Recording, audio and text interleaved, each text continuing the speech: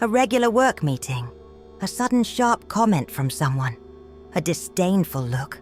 The passive-aggressive remark hits you like a spear. In milliseconds, your mind crafts the perfect reply. Sharp, ruthless, precise.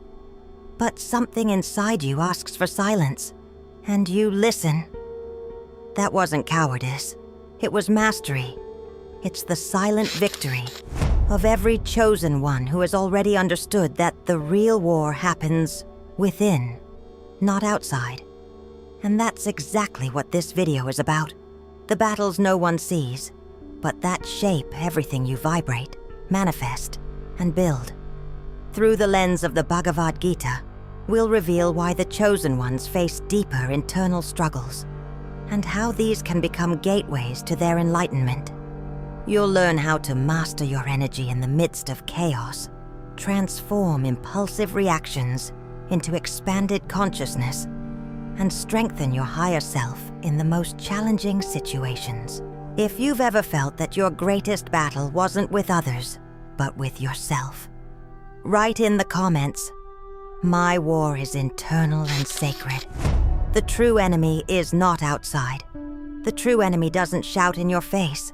It whispers behind your mind. It wears anger as protection, fear as caution, pride as dignity. But all of these are disguises, inner saboteurs that rise up whenever you're about to take a greater step. They don't want you to fall. They want you to never even try, because they know that when a chosen one acts, reality transforms. And that's why the chosen ones fight more intense internal battles.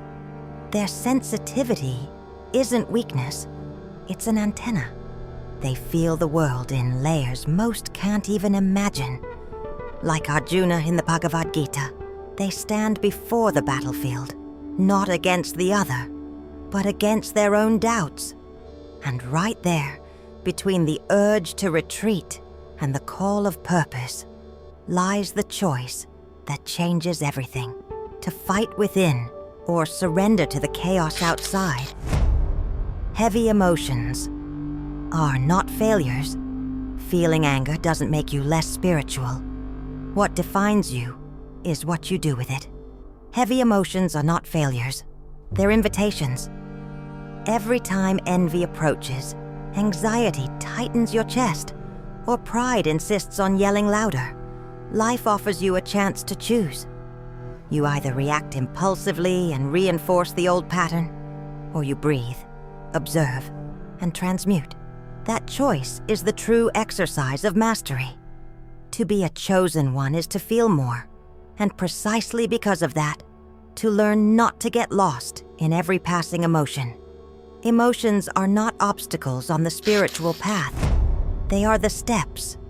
When you start to listen to them as vibrational messages instead of internal enemies, everything changes. They become portals. Every discomfort becomes a teacher. And instead of resisting, you begin to welcome them with awareness. The mind that rejects emotions strengthens them, but the soul that integrates them expands. Emotions are waves of information. If you let them pass without listening, they return stronger. If you welcome, understand, and redirect them, they dissolve in light. That's why the chosen ones grow in the shadows, because they are not afraid to look within. The battlefield is emotional, but the victory is vibrational and silent. What is the Dharma of a chosen one? The Dharma of a chosen one is not a goal you check off with to-do lists or New Year's promises. It's a frequency, a vibration that stays steady even when everything around you tries to pull you down. It's remembering who you are when criticism comes, when fear strikes, when doubt whispers that you won't make it. That's when Dharma reveals itself, not as a burden, but as an inner flame that never goes out. In the Bhagavad Gita, Krishna teaches, act from duty, not for outcome. That is the foundation of true spiritual action. Your title doesn't matter, your appearance even less.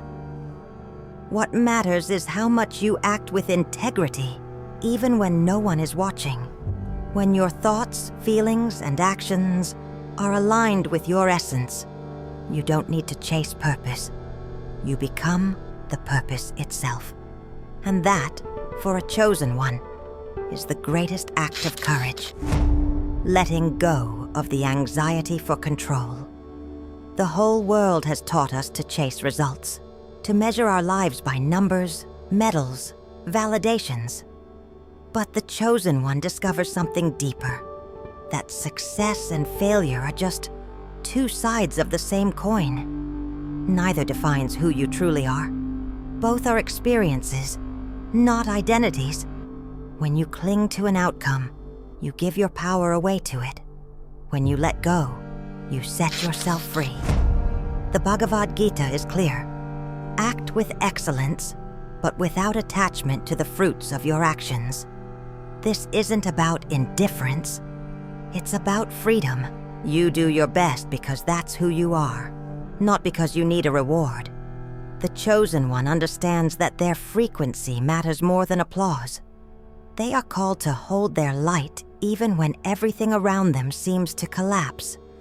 That's the real spiritual game, to play well, even without an audience.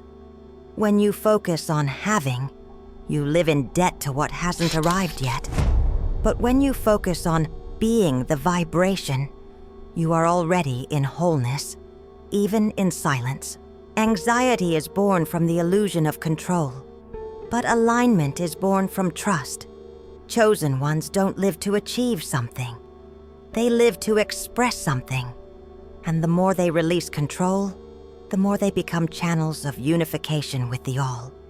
Because it's when you let go that everything begins to flow. The microcosm of spiritual war. Spiritual war doesn't happen in temples or mountaintops. It happens in the kitchen, in traffic, at the office. It's in that moment when you choose not to retaliate, in the decision to stick to a habit, even when everything in you begs for a break, in the breath you take so you don't explode, even when you're right. Every choice is a battle, and every small victory strengthens something no one sees, your inner light. These simple acts build the energetic armor of the chosen one. They're not grand heroics, but vibrational consistency. Maintaining your frequency in dense environments is one of the greatest challenges of an awakened soul. The universe doesn't respond to what you say. It responds to what you vibrate. That's why your silent decisions shape your timeline more powerfully than any speech. You don't just choose what you do. You choose what you become. The silence that brings vibrational victories. There is an invisible power in the silence of the chosen ones. While the world celebrates those who shout the loudest, the universe bows to those who hold their light without needing to prove anything. True victory doesn't lie in sharp words or quick comebacks, but in the serenity of someone who chose not to react. The awakened soul understands that it doesn't need to win arguments. It needs to win itself, in silence. Chosen ones don't win under spotlights. They win in the shadows, where no one is applauding. It's there, far from cameras and praise, that they make their greatest choices. They refuse revenge. They practice patience. They listen to intuition. These moments of silence shape consciousness, fine-tune frequency, and unlock access points that only a mature soul can sustain. True victory doesn't put on a show. It vibrates. And it's in that silent vibration that miracles happen.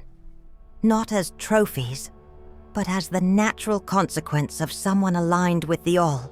Invisible masters, subtle realities, divine synchronicities. Everything begins to move when you choose light, even if no one sees it. Because the entire universe conspires in favor of those who stay true to themselves, even when everything around them tries to pull them off course. That is the power of silence, to create without needing to be seen. The true inner war of every chosen one. Arjuna didn't win because he wielded a weapon. He won because he surrendered to his Dharma, to the call of consciousness that transcends the ego. When he stopped fighting for himself and began to act on behalf of the all, the external conflict ceased to matter. That's what the chosen ones need to remember. Their mission is not to defeat others, but to align their own will with the divine will. It's in that alignment that true strength awakens. The modern chosen one doesn't need to prove who they are. They don't shout their spirituality. They embody it. Their presence teaches more than their words. They understand that their life is a reflection of what has already been purified within. Every choice, every act of surrender, every moment of silence is a living teaching. The mission is not to convince the world, but to inspire those who are ready. And that is done through coherence, not imposition. Skillfully leading the inner battle activates ancient codes that have long been dormant. Spiritual gifts, subtle perceptions, a peace that isn't dependent on circumstances. A well-fought war opens doors.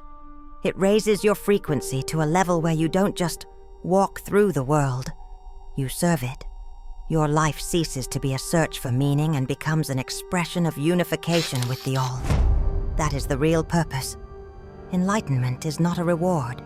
It is a state of being, and it begins when the spiritual warrior understands that their greatest enemy has always been a part of themselves that needed to be reintegrated with love. To conquer oneself is the greatest act of courage a chosen one can perform. If you've already chosen to inspire the world through your inner victories, write in the comments, "I am the victory that will light up the world." And remember, you are not here to find a purpose. You are the purpose experiencing itself. Thank you for watching until the end. I hope to see you in the next video. A life of infinite possibilities awaits you.